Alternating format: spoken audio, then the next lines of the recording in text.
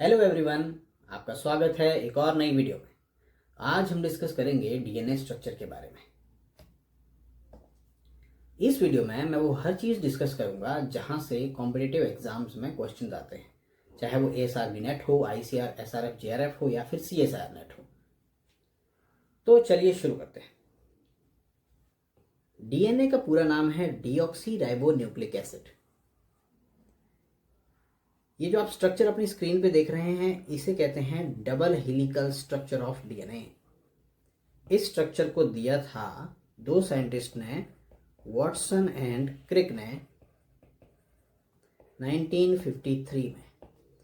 अब यहां ध्यान से देखिए आप, ये जो स्ट्रक्चर है ये दिखता है एग्जैक्टली स्पाइरल स्टेयरकेस की तरह, एक सीढ़ी की तरह दिखता है इसमें देखिए। इसीलिए इस स्ट्रक्चर को डीएनए लैडर भी बोलते हैं। ये एक घुमावदार एक सीढ़ी है जो कि बहुत लंबी है। ये इस तरह से बना है। अब इस अगर डबल स्ट्रैंडेड स्ट्रक्चर को, डबल स्ट्रैंडेड मतलब इसमें दो स्ट्रैंड है, एक ये और एक ये, और ये देखिए ये जुड़े हैं आपस में। अब अगर इस डबल स्ट्रैंडेड स्ट्रक्चर को हम प्लानर स्टेट में देखें और थोड़ा जूम करके देखें तो ये कैसा दिखता है, ये देखिए। इनमें कुछ चीज़ें हैं जो आपस में जुड़ी है, ये मैं आगे बताता हूँ। अब इसी स्ट्रक्चर को हम थोड़ा सा और जूम करके देखते हैं। ये देखिए, ये जो डीएनए है ये है पॉलीमर। अब ये पॉलीमर है तो इसका कोई मोनोमर होगा। इसका मोनोमर है न्यूक्लियोटाइड। ये बहुत सारे न्यूक्लियोटाइड से बना है। जैसे आप देख सकते हैं, ये देखिए, ये एक न्यूक्लियोटाइड है, ये एक दूसरा न्यूक्लियोटाइड है, ये तीसरा न्यूक्लियोटाइड है। ये इस तरह से बहुत सारे न्यूक्लियोटाइड्स मिलके बनता है डीएनए का स्ट्रक्चर।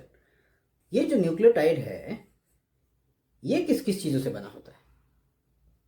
न्यूक्लियोटाइड बना होता है तीन चीज़ों से।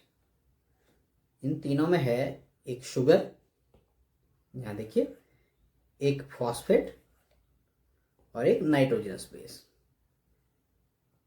डीएनए में जो शुगर है उसे हम पेंटोज शुगर कहते हैं। पेंटोज शुगर ये 5 कार्बन शुगर है। अब देखिए, कार्बन मतलब एक, यहाँ 2, 3, 4 और एक 5, ये 5 कार्बन शुगर है और इसे डीऑक्सीराइबोज कहते हैं। इस शुगर का नाम है डीऑक्सीराइबोज। क्यों? क्योंकि जो इसमें सेकंड कार्बन है, यहाँ देखिए, ये जो सेकंड कार्बन है यहाँ पे OH नहीं होता है। ऐसी एक सिमिलर शुगर है जिसे हम बोलते हैं ribose sugar. Ribose sugar RNA में पाई जाती है जिसमें सेकंड कार्बन पर OH ग्रुप होता है।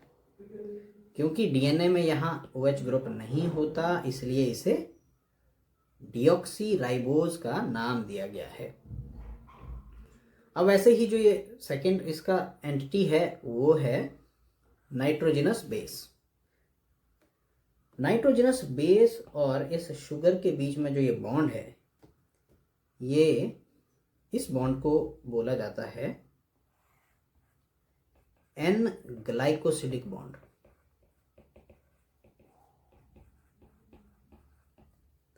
और जो 5th कार्बन शुगर का है इसका जो बॉन्ड फॉस्फेट ग्रुप के साथ बनता है, इस बॉन्ड को कहते हैं एस्टर बॉन्ड।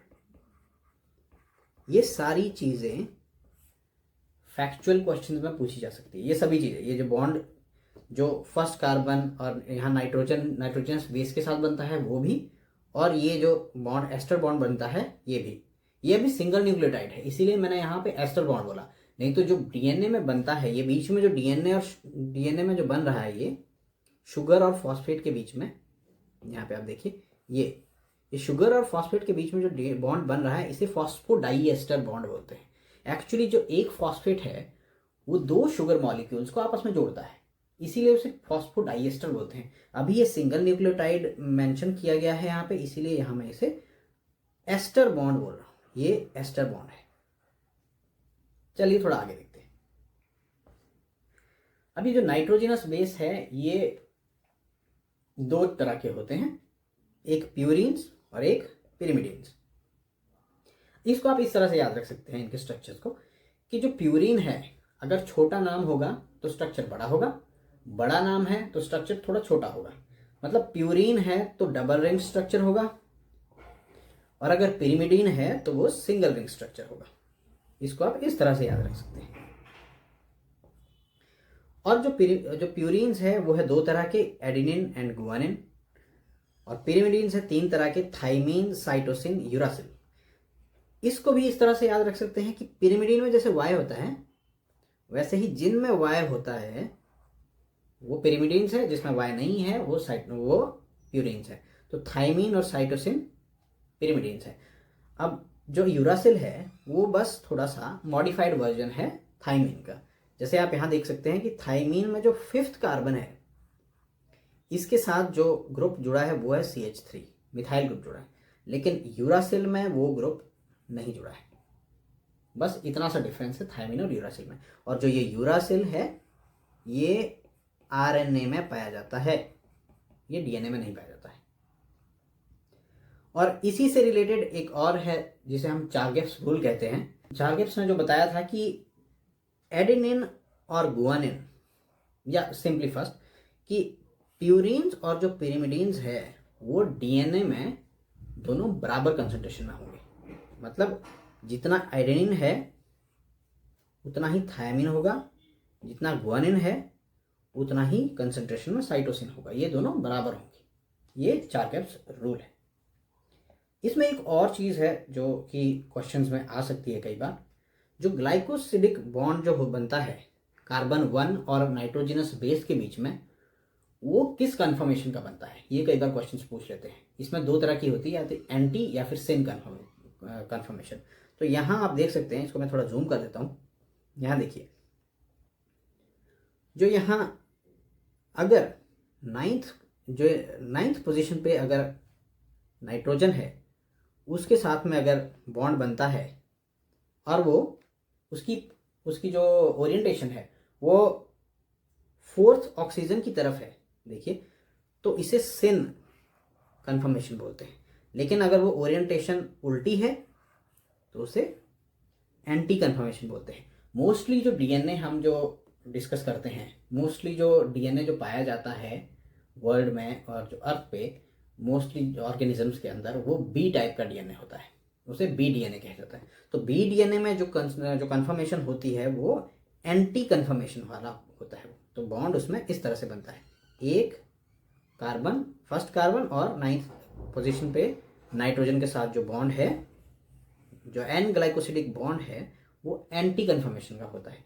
ये जो सिन कन्फर्मेशन है ये कुछ डिफरेंट टाइप्स के DNA में पाई जाती है, वो मैं आगे बताऊंगा कि किस किस DNA में पाई जा सकती है।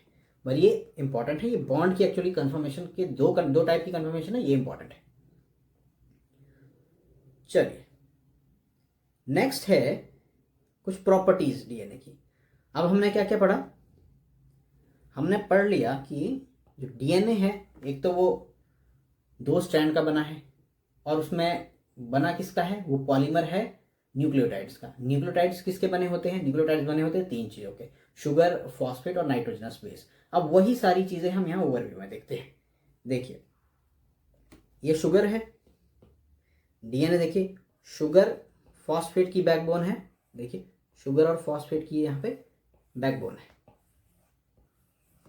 और DNA की स्ट्रैंड्स की डायरेक्शन हमेशा 5' to 3' होती है। ये 5' to 3' क्या है, देखिए 5' जो कार्बन है शुगर का, उसके साथ फॉस्फेट ग्रुप जुड़ा है, और जो लास्ट में 3' जो बचता है, जो 3rd कार्बन है, वहां पे OH ग्रुप जुड़ा है। बस यही है जो 5' to 3' है। तो एक्चुअल में क्या होता है, एक फॉस्फेट 2 शुगर के साथ जुड़ा होता है, वो जुड़ा होता है 5' कार्बन और 3' कार्बन, 5' कार्बन और 3' कार्बन, इस तरह से। तो 5' to 3' की तरफ को जो DNA की डायरेक्शन होती है उस तरह से होती है। और एट द एंड जो लास्ट होता है वो 5' फॉस्फेट होता है, और एक तरफ को अगर एंड दूसरा देखा जाए तो वो 3' OH ग्रुप होता है। इसीलिए इसकी डायरेक्शन है 5' to 3'। और ये हमेशा एंटी पैरेलल होती है, ये देखिए इसकी डायरेक्शन अगर 5 टू यहाँ से 3 के लिए इस तरफ से है, तो दूसरे की डायरेक्शन उसके ऑपोजिट होगी 5 से 3 के लिए। अब जो इसमें नाइट्रोजनस बेस है, आपको बताया कि एडेनिन जो प्यूरिन है वो pyrimidine के हमेशा बराबर होंगे, लेकिन जो इनके बीच जो बॉन्ड बनता है उसे हम हाइड्रोजन बॉन्ड कहते हैं, प्यूरिन और pyrimidine के अंदर। उसमें भी एडेनिन और थायामिन के बीच में जो बॉन्ड बनेगा वो डबल बॉन्ड होगा, और साइटोसिन और गुआनिन के बीच में जो होगा वो ट्रिपल बॉन्ड बनेगा। ये आप यहाँ पे देख सकते हैं, यहाँ ट्रिपल बॉन्ड है, ये हाइड्रोजन बॉन्ड है। ये हाइड्रोजन बॉन्ड जो बनता है वो मोस्टली हाइड्रोजन एक्सेप्टर और डोनर से बनता है। जैसे कि यहाँ पे ये ऑक्सीजन है, ये हाइड्रोजन एक्सेप्टर है, यहाँ पे ऑक्सीजन हाइड्रोजन एक्सेप्टर है, यहाँ पे डोनर है नाइट्रोजन। सो इस तरह से ये हाइड्रोजन की एक्सेप्टेंस से हाइड्रोजन बॉन्ड बनता है। और जो ये बॉन्ड है फॉस्फेट वाला, जिसे हम फॉस्फोडाइएस्टर बॉन्ड बोलते हैं, ये कोवेलेंट बॉन्ड है, ये इलेक्ट्रॉन की शेयरिंग से होता है। तो ये बॉन्ड जो है वो थोड़ा ज़्यादा, ये थोड़ा स्ट्रॉन्ग है, और जो हाइड्रोजन बॉन्ड है थोड़ा वीक है। वीक होने की वजह से जब भी डीएनए को कुछ हाई टेम्परेचर से इसको ट्रीट किया जाता है तो ये हाइड्रोजन बॉन्ड टूट जाते हैं।